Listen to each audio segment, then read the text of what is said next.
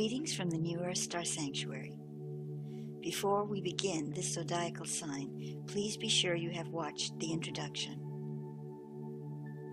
As you move into the transmission experience with me, if it feels more comfortable to you, you may close your eyes at any time or engage through the visual connection as well.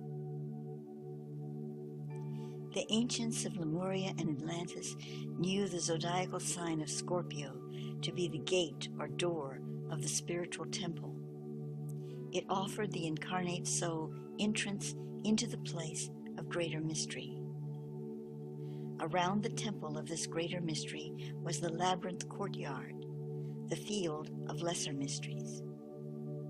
But once a candidate entered into the gate of Scorpio, they entered the grand way, the realm of true manifestation within divine law.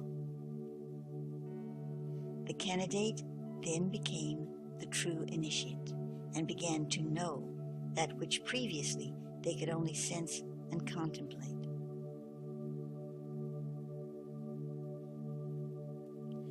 The cry of Scorpio to the ancients was, "Feed me, for I feed the flame." It was a sign representing the insatiable hunger of the soul to absolve the bonds of form and embrace the eternal formless self, to merge with the universe in the bliss of divine reunion. It is through the gate of Scorpio, aided by the lords of form, that humanity will come to its final conclusion in the old earth and move through the door of the temple into the grand way of the New Earth Star. When the earth is under the zodiacal influence of Scorpio, the zodiacal threshold which emanates through that sign into the earth triggers a series of celestial programs of return, facilitating the earth in dropping the frame, as the ancients used to say. This allows the earth to move into a new and more etherealized formation. In time, this will result in the earth's ascension into the New Earth Star. In the very early days of Lemuria, when there was little seasonal difference, the stars were not so variable in position within the heavens, for the Earth's axis was not tilted to the degree that it is in your current age. There was a temple site located at a point that aligned to Scorpio when it was in its most prominent position in the heavens. This alignment held for much of the time in those days due to the Earth's axial alignment of that time.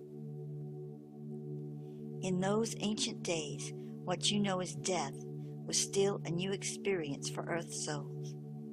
Not long before that time, these same souls had simply materialized within semi-etheric bodies, which were simply converted to new forms versus going through the death process that would last for another cycle of time. However, when the Temple of Scorpio was built, the souls of the earth were just beginning to leave the old physical form entirely behind at transition out of necessity due to the increasing state of entropy in matter. They were, however, still able to inhabit a single form for several thousand years if they so desired. When they did finally leave these forms, they would go through a process of regeneration on the inner planes before reincarnating once again in order to gradually adjust to the increasing density of Earth's corporeal reality. This was a staggering blow to Earth's souls, that they would be kept from the fluid process of existence on Earth they once had known so well.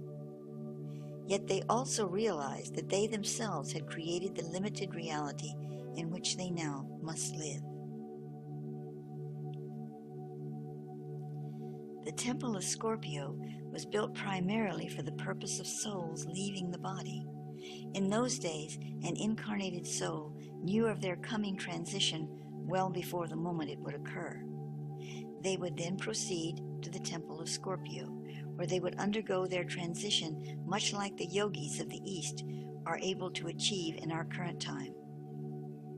Under the direct influence of Scorpio and within a temple aligned to its celestial power for this specific purpose, the soul was granted a swifter and more powerful release through the lower astral density. This granted the soul a graceful passage into the higher heavens, where it would be prepared for eventual incarnational return. Of course, even though there were far fewer souls incarnate on the planet then, not all humans could flock to this one temple at the time of their transition. Thus, those who wished for this ultimate experience were presented in a ceremony at the age of maturity, which was determined by a form of oracular procedure. In this ceremony, the higher soul of the individual was made aware that was it their choice to enter the higher temple. You would think that all souls would be there, but not really. There were souls who said, no, I feel I want to go through a more organic process with this in my own inner being. And so that is how the choosing was made. This is not Thoth speaking, this is me, because I wanted to make it a little clearer here. So now we continue with Thoth's information. For those who actually came to the temple to leave the body, they were first bathed in water, which had been charged with the stellar energy of Scorpio. Then the wayfarer, as they were called, was dressed in white linen and laid within a sarcophagus resembling the one in the king's chamber of the pyramid of Giza. The temple of Scorpio was a pyramid also, and the chamber containing the sarcophagus of ascent was positioned at exactly the same point as it is in the Great Pyramid. The latter was known in the days of my time, Thoth's time, in Egypt as the Temple of the Risen One. It was from the sarcophagus in the Temple of Scorpio in Lemuria that the soul would arise from the body into the cosmos like the Scorpio called Giza, G-H-E-Z-A, leaving a fine white powder behind rather than a dead body. The powder was a form of prima matra, or first matter, similar in nature to what is now being called the white powder of gold in the New Age community. Only through this specific initiation within a temple thus aligned could such a complete transmutation be possible in that age. Those who were not able to be received by the Temple of Scorpio, or rather did not choose that path, for their transition left the corporeal form behind. Although a greater portion of its essence was lifted into an etherealized form.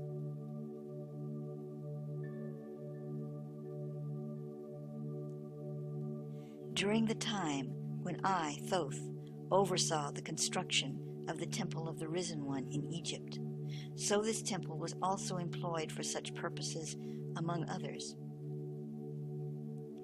Yet it was not geoastronomically aligned to Scorpio, for there were other influences and purposes involving this temple which called for different cosmic alignments.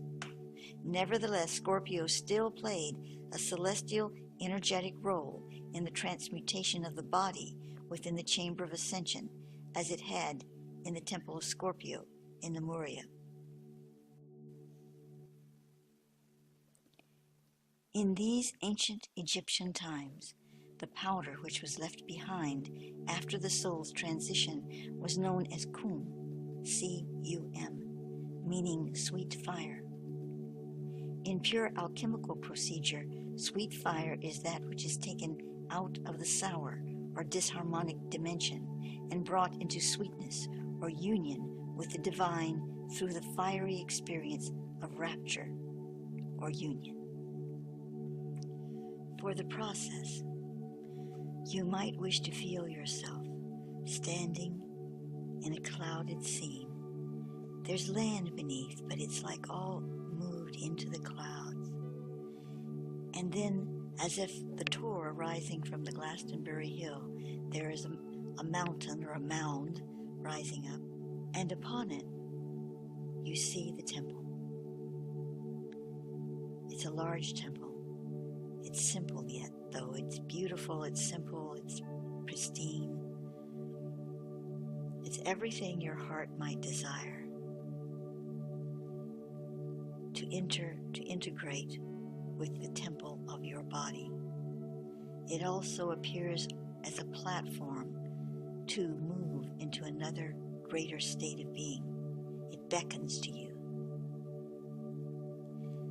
Now, you're not attempting to leave the body, presumably, but to move to a higher level of your beingness.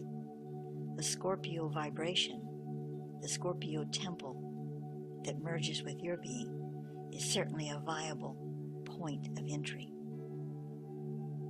And so in this way, you see yourself entering the temple for the purpose of simply extending the consciousness from your form into the greater reaches, and to feel yourself transitioning from the weightiness of the body, the weightiness of the mind, and all the engagements with the ego and the subconscious, and all of these fields of exit and entry that we have accumulated into our incarnational structure.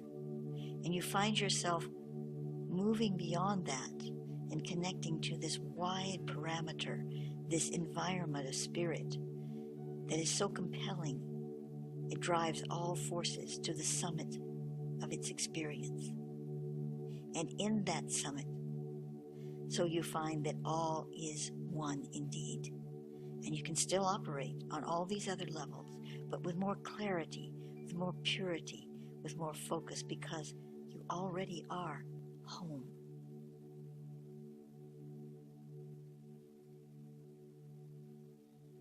And so it is.